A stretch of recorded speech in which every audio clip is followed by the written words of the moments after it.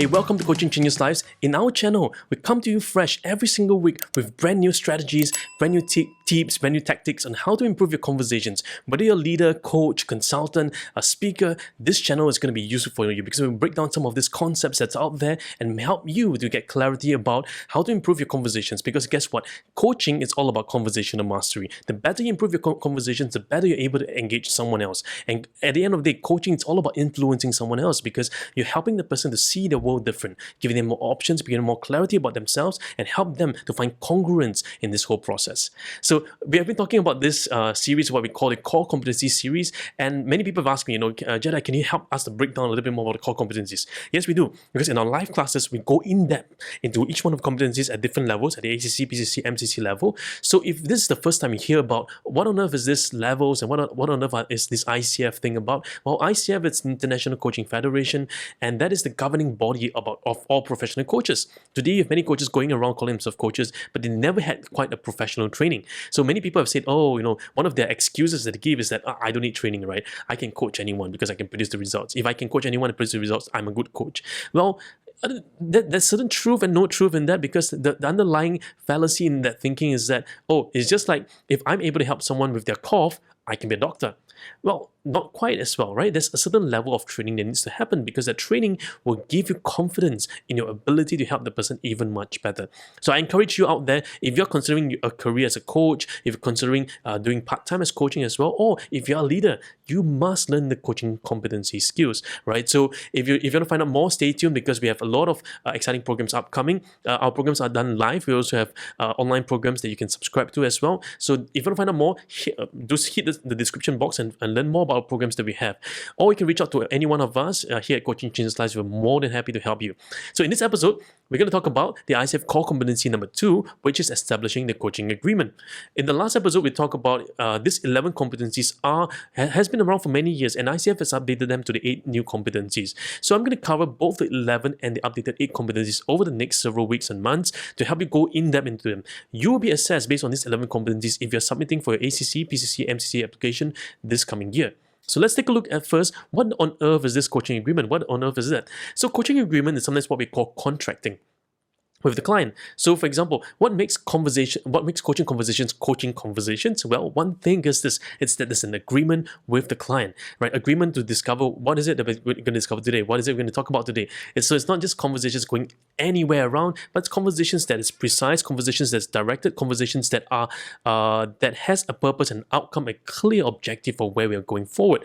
Because if conversations are just going everywhere, then we're just having a chit-chat session, we're just having a coffee session and not really having an engaging session. Just like today, right? We set off an agreement saying that we're going to discover more about the competencies. So that's what we're going to discover, right? About the coaching agreement competency.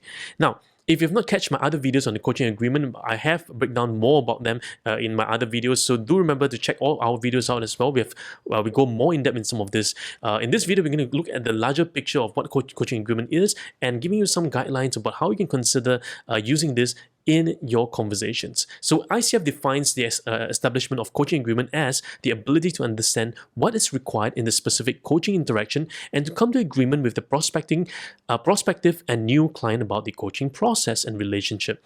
So what is that, right? So there's a few components. One is understands and effectively discuss with the client the guidelines and specific parameters of the coaching relationships. So example, the logistics, the fees, the scheduling, the inclusion of others and appropriate items. So for example, you would discuss with the client, where are we meeting? How much are you paying me? Is it on a monthly basis? Is it on a fixed payment basis? How should we schedule our calls together? And what happens with our disclosure? What about the Confidentiality Act? Right. So all these components are what I call the formative agreement. The second point is about reaching an agreement about what is appropriate in the relationship and what it's not, what is and what is not being offered, and about the clients and coaches' responsibility. And that's going to be very important. It's very important for the client and coach to understand clearly what is the role of the coach, what's the role of the client, so that when they come into a conversation, they are absolutely clear how they're navigating in this whole process. And that is really important because when we understand that, when the client understands, when the coach understands that, then they know how to navigate through the whole process. The third thing is about determining whether there is an effective match between his or her coaching method and the needs of the prospective client. Now, again, this is all about compatibility and coachability factors. It's because not every client may be suitable for us, because some clients may prefer a certain style of coaches.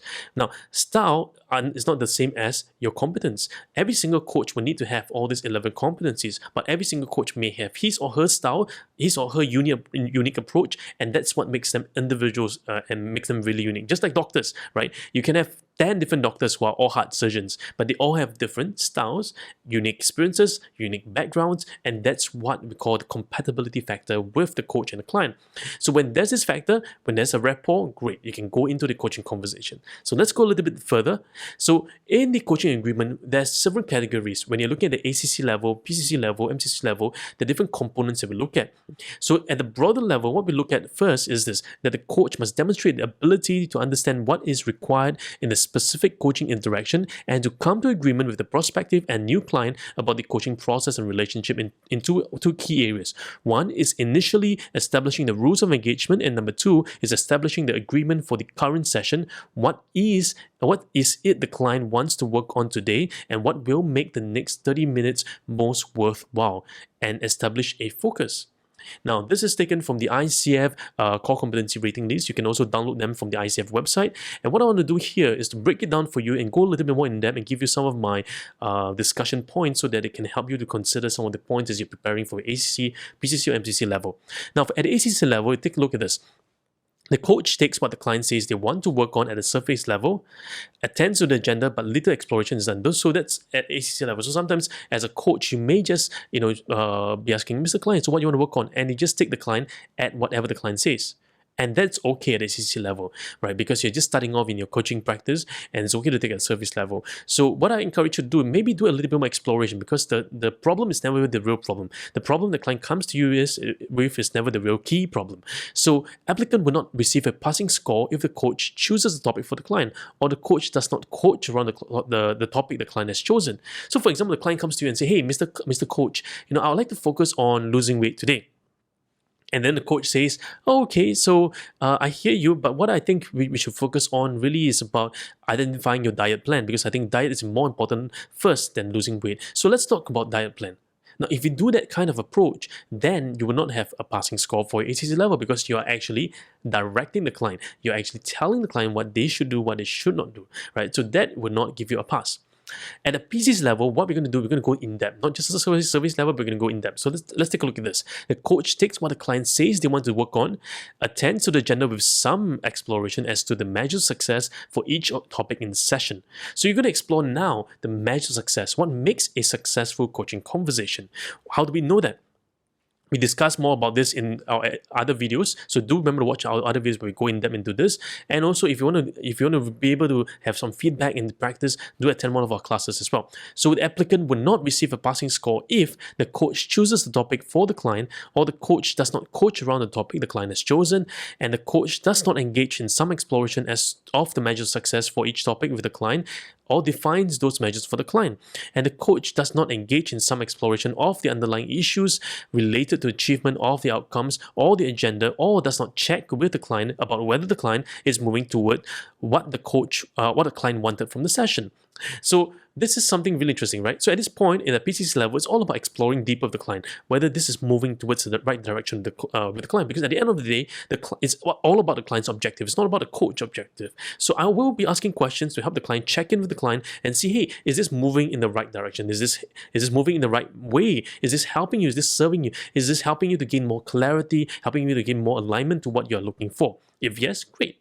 Now at the MCC, what we call the Master Certified Coach level, that's when the coach explores fully what the client wants from the session, establishes the measure of success for the client in the session, and ensures that the client and the coach are both clear about the coaching purpose. So that's when you're going to explore fully what I call the what of coaching, the why, the who, and we're going to explore the measure of success, both the quantitative and the qualitative measures. And the coach returns to check regularly of whether direction of coaching is continuing to serve the client's coaching purpose, and makes changes in the direction if necessary based on feedback from the client. Now, you will not receive a passing score at the MCC level if you do not fully partner with the client. right? If there's no full partnership. So what do you mean by full partnership? Well, a full partnership is when both of you are like dancing in the moment. Both of you are, it's not that the coach is just asking questions and the client is just answering them. No, it's a partnership when there's coach input, the client's input, and there's this flow. There's a flow state that happens, what I call conversational dance.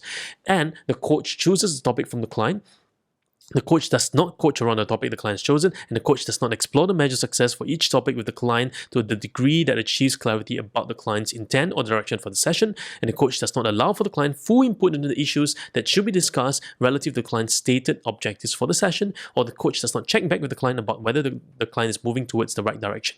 So at the MCC level, a lot of things that must happen. You will be checking in the client, you'll be assessing the client's state, you'll be hearing and making sure that you maintain yourself in the know-nothing state so that you don't impose your thoughts, your worldview on the client. And that's going to be very important in the coaching agreement because you want to keep it as clean as possible. You want to be engaging the client more in depth. You want to be able to connect with the client deeper. You want to be able to create deeper rapport, create deeper level of mastery with the client. So that's going to be really important as you prepare yourself for your coaching agreement across ACC, PCC, MCC level. Now, if you want to find out more about how to do it practically, how to actually explore it practically, we have classes at ACC, PCC, MCC level that we go in depth and we cover with you over several weeks and several months to really help you and skill you with the right skill to increase your competency in this marker.